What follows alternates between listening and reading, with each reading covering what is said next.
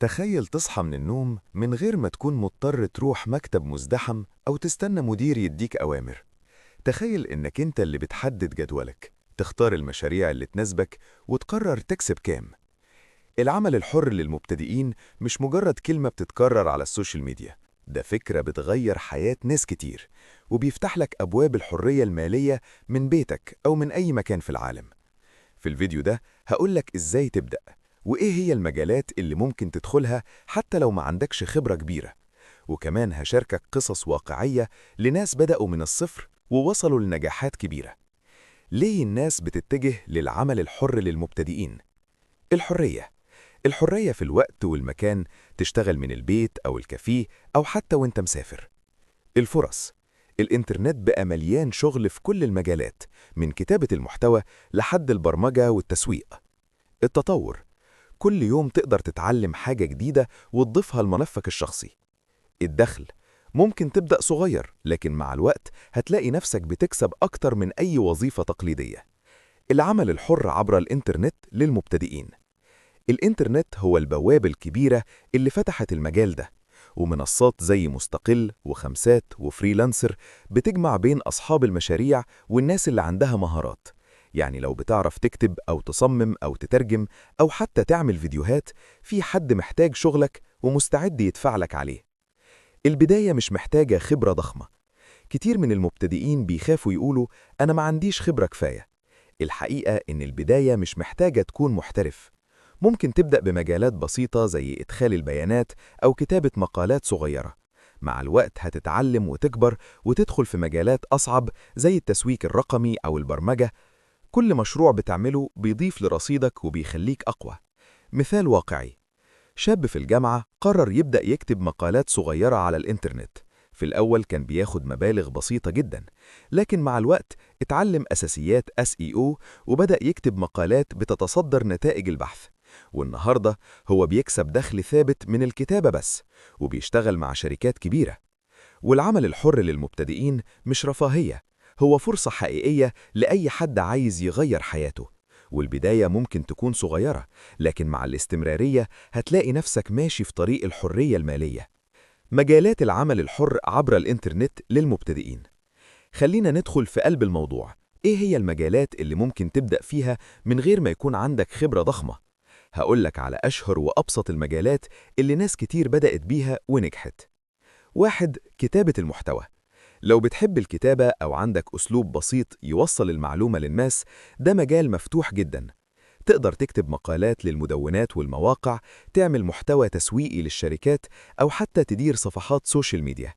الجميل إنك ممكن تبدأ بمقالات صغيرة، ومع الوقت تتعلم SEO وتخلي كتابتك تتصدر نتائج البحث. تاني حاجة، التصميم الجرافيكي. لو عندك لمسة إبداعية أو بتحب الألوان والأشكال، التصميم مجال ممتع جدا. تبدأ بأدوات سهلة زي كانفا، ومع الوقت تتعلم فوتوشوب وإلستريتر. تقدر تعمل لوجوهات، بوستات، أو حتى تصميمات كاملة للشركات. تالت حاجة، تحسين محركات البحث SEO. ده بقى المجال اللي عليه طلب رهيب. أي شركة محتاجة حد يفهم في التسويق الرقمي. تحسين المواقع عشان تتصدر نتائج البحث، كتابة محتوى متوافق مع SEO. لو فهمت اللعبة دي هتكون مطلوب جدا في السوق. رابع حاجة، الترجمة. لو بتعرف لغتين أو أكتر، الترجمة باب رزق واسع. ترجمة مقالات أو كتب، ترجمة فيديوهات أو كورسات، حتى ترجمة محتوى للشركات العالمية. خامس حاجة، التعليم أونلاين. لو عندك مهارة أو مادة بتفهم فيها كويس، ليه ما تشرحش للناس أونلاين؟ تعمل كورسات على منصات زي يوديمي، تدي دروس مباشرة للطلاب عبر زوم، أو حتى تعمل محتوى تعليمي على يوتيوب. سادس حاجة، البرمجة وتطوير المواقع. مجال محتاج شوية تعلم، لكن العائد بتاعه كبير جدا. تبدأ بلغات بسيطة زي HTML و CSS، ومع الوقت تدخل في جافا سكريبت أو بايثون. تقدر تبني مواقع أو تطبيقات وتباعها. والمجالات كتيرة ومفتوحة، المهم تختار اللي يناسبك وتبدأ فيه حتى لو بخطوات صغيرة. وكل مجال من دول في ناس بدأت من الصفر ووصلت لنجاحات كبيرة. خطوات عملية للبدء في العمل الحر للمبتدئين. دلوقتي بعد ما عرفنا المجالات، لازم نرسم خطة واضحة. البداية مش محتاجة تعقيد، محتاجة خطوات بسيطة تمشي عليها يوم ورا يوم لحد ما تلاقي نفسك بقيت مستقل وبتكسب من الإنترنت.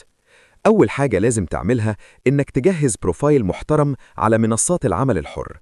اكتب عن نفسك بشكل قصير لكن جذاب، وضح المهارات اللي عندك حتى لو كانت بسيطة، حط صورة شخصية واضحة وودودة.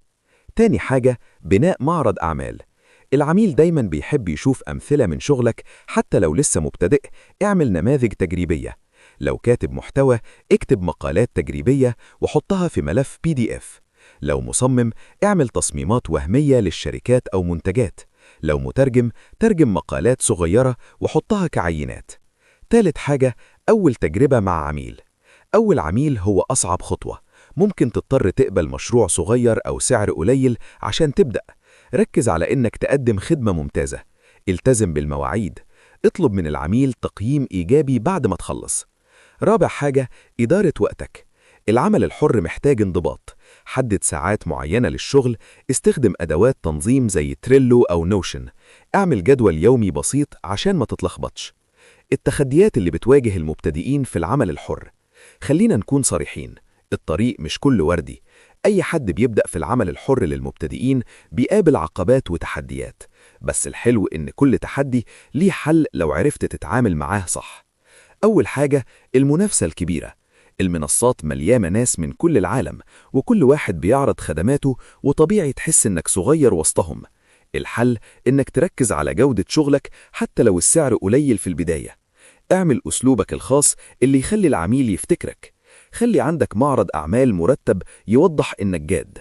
تاني حاجة، تقييم السعر للخدمات. كتير من المبتدئين بيتلخبطوا في تحديد السعر، يا إما يحطوا سعر قليل جدا فيخسروا، يا إما سعر عالي فيخوفوا العميل. ابدأ بسعر معقول يناسب خبرتك، ومع كل مشروع وتقييم إيجابي زود السعر تدريجيا. بصوا على أسعار المنافسين وخلي نفسك في النص. تالت حاجة، التعامل مع العملاء الصعبين. هتقابل عملاء مش سهلين، اللي يغيروا رأيهم كتير أو اللي مش بيقدروا مجهودك. خليك هادي ومهني في ردودك. وضح كل التفاصيل قبل ما تبدأ المشروع. لو العميل مش مناسب ما تخافش تقول لأ. رابع حاجة، الإحباط في البداية. ممكن تشتغل فترة من غير ما يجيلك مشاريع كتير، وده طبيعي جدا. ما تستسلمش، استمر في التقديم على المشاريع. طور نفسك طول الوقت. اعتبر كل رفض فرصة للتعلم مش نهاية الطريق. والتحديات دي مش نهاية العالم، بالعكس هي جزء من الرحلة، وكل ما تتغلب على العقبة هتكون أقوى وأقرب للنجاح. والعمل الحر للمبتدئين محتاج صبر، وده سر اللعبة. أدوات ومصادر تساعدك في العمل الحر للمبتدئين. دلوقتي وصلنا للجزء اللي بيخلي الرحلة أسهل وأسرع. أي مبتدئ في العمل الحر عبر الإنترنت للمبتدئين محتاج أدوات ومصادر يعتمد عليها عشان يطور نفسه ويشتغل بكفاءة. وخليني أديك الخلاصة بشكل عملي. منصات العمل الحر مستقل، من أشهر المنصات العربية اللي بتجمع بين أصحاب المشاريع والمستقلين. خمسات، مناسب جدا للمبتدئين، تقدر تعرض خدمات صغيرة وتبدأ تكون سمعة. Upwork وفريلانسر منصات عالمية فيها فرص ضخمة، بس محتاجة صبر ومجهود عشان تنافس. مصادر تعليمية مجانية، كورسيرا وأدX، كورسات جامعات عالمية في كل المجالات. يوتيوب مليان شروحات عملية لأي مهارة تخطر في بالك. رواق وإدراك منصات عربية بتقدم كورسات مجانية في مجالات متنوعة. أدوات تنظيم وإدارة وقت، تريلو ينظم المشاريع والمهام بشكل بصري سهل الاستخدام. نوشن أداة عامة تقدر تستخدمها كدفتر يومي أو لإدارة مشاريعك. جوجل كالندر بسيط وفعال لتنظيم مواعيدك. أدوات للمصممين والكوابين، كانفا أسهل أداة للتصميم للمبتدئين. فوتوشوب وإلستريتر للمستوى المتقدم واللي عايز يدخل مجال التصميم بجدية. فيجما ممتاز لتصميم واجهات المستخدم. أدوات للكتاب وصناع المحتوى، جرامرلي يساعدك تصلح الأخطاء اللغوية. جوجل دوكس للكتابة السريعة والمشاركة مع العملاء.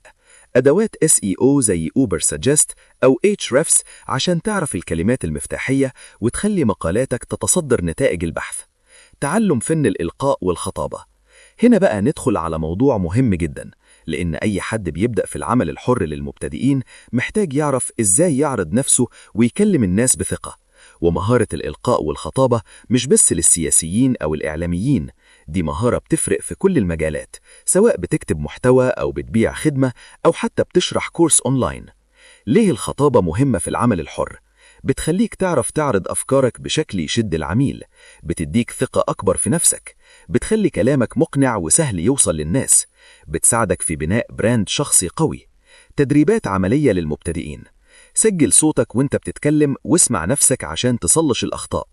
جرب تقف قدام المراية وتتكلم كأنك بتشرح لحد. اعمل فيديوهات قصيرة على يوتيوب أو تيك توك حتى لو مش هتنشرها، بس عشان تتعود على الكاميرا. اتعلم تتحكم في نبرة صوتك وتغيرها حسب الموقف.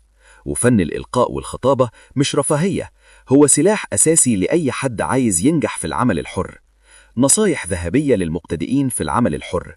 بعد ما حكينا عن المجالات، لازم نديك شوية أسرار ونصايح عملية تخليك تبدأ صح وتكمل من غير ما تقع في نفس الأخطاء اللي وقع فيها ناس كتير قبل كده. 1. الاستمرارية أهم من السرعة. كتير من المبتدئين بيتحمسوا جدا في الأول وبعد فترة قصيرة يزهقوا أو يحسوا إن مفيش نتائج. والحقيقة إن النجاح في العمل الحر للمبتدئين محتاج نفس طويل. حتى لو المشاريع قليلة في البداية، الاستمرارية هي اللي بتخلي اسمك يكبر وسط المنافسة. 2. التعلم المستمر هو سر اللعبة. الإنترنت بيتغير كل يوم، والمهارات اللي مطلوبة النهاردة ممكن تتغير بكرة. اتعلم أساسيات SEO عشان أي محتوى تكتبه يوصل لعدد أكبر. جرب كورسات في التسويق الرقمي أو التصميم. تابع المدونات والقنوات اللي بتتكلم عن العمل الحر. 3. بناء شبكة علاقات قوية. العمل الحر مش بس شغل فردي، العلاقات مهمة جدا. اتواصل مع مستقلين زيك وتبادلوا خبرات. شارك في جروبات على فيسبوك أو لينكدين. خلي عندك أسلوب محترم مع العملاء عشان يرجعوا يشتغلوا معاك تاني. 4.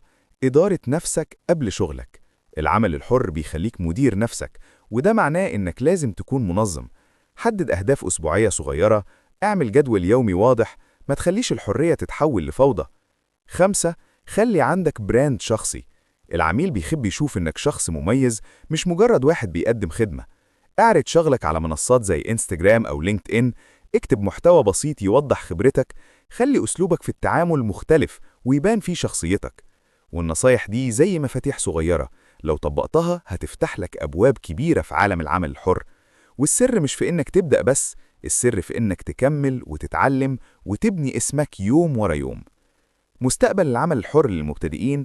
اللي جاي في عالم العمل الحر عبر الإنترنت للمبتدئين أكبر بكتير من اللي فات، والتطور السريع في التكنولوجيا والذكاء الاصطناعي بيغير شكل السوق وبيفتح فرص جديدة للي عنده استعداد يتعلم ويواكب. وخليني أديك صورة واضحة عن المستقبل. تأثير الذكاء الاصطناعي. أدوات الذكاء الاصطناعي بقت بتساعد المستقلين في الكتابة والتصميم وحتى البرمجة. اللي يعرف يستخدمها صح هيكون أسرع وأكتر إنتاجية من غيره. مش معنى إن في AI إن الشغل هيخلص، بالعكس هيبقى في طلب على الناس اللي تعرف تدير وتوظف الأدوات دي. فرص جديدة في مجالات ناشئة. التعليم الرقمي. الطلب على الكورسات الأونلاين بيزيد يوم بعد يوم. التسويق عبر الفيديوهات القصيرة. منصات زي تيك توك وإنستجرام بقت أساسية للشركات. البرمجة وتطوير التطبيقات. مع انتشار الهواتف الذكية، التطبيقات بقت جزء من حياتنا اليومية. الواقع الافتراضي والميتافيرس مجالات جديدة لسه في بدايتها، لكن المستقبل فيها واعد جدا. إزاي تستعد للمستقبل؟ اتعلم مهارات جديدة باستمرار. تابع الأخبار والتطورات في مجالك. جرب الأدوات الجديدة حتى لو في البداية شكلها معقد. ابني براند شخصي قوي يخليك مميز وسط المنافسة. والمستقبل مليان فرص، واللي هيعرف يواكب التطور ويستخدم الأدوات الجديدة هيكون في الصفوف الأولى. والعمل الحر للمبتدئين مش بس بداية، ده رحلة مستمرة بتتطور مع كل يوم جديد. أهم النقاط للعمل الحر للمبتدئين. بعد الرحلة الطويلة دي، خلينا نلخص أهم النقاط اللي اتكلمنا عنها لأي حد لسه بيفكر يبدأ في العمل الحر للمبتدئين. العمل الحر مش مجرد شغل إضافي، هو أسلوب حياة بيخليك تتحكم في وقتك وتبني مستقبل مستقل. المجالات كتيرة ومفتوحة: كتابة محتوى وتصميم وتسويق رقمي وترجمة وتعليم أونلاين وبرمجة.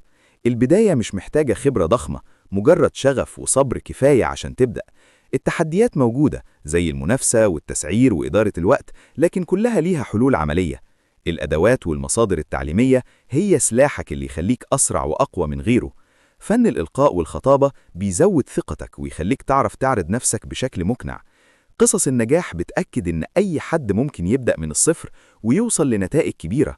النصائح الذهبية: الاستمرارية والتعلم المستمر وبناء علاقات وتنظيم نفسك وصناعة براند شخصي. المستقبل مليان فرص، والذكاء الاصطناعي هيغير شكل السوق، واللي هيواكب التطور هيفوز. والعمل الحر للمبتدئين مش حلم بعيد، هو واقع بيكبر كل يوم. البداية ممكن تكون صغيرة جدا، لكن مع كل خطوة هتلاقي نفسك أقرب للحرية المالية والحياة أنت اللي بتتحكم فيها. ما تستناش الظروف تبقى مثالية، ابدأ النهاردة حتى لو بخطوة بسيطة. والإنترنت مليان فرص، واللي عنده شغف وصبر هيلاقي مكانه بسرعة. لو عجبك الفيديو ما تنساش تعمل لايك وتشترك في القناة عشان يوصلك كل جديد، وشارك الفيديو مع أي حد محتاج يبدأ رحلة العمل الحر.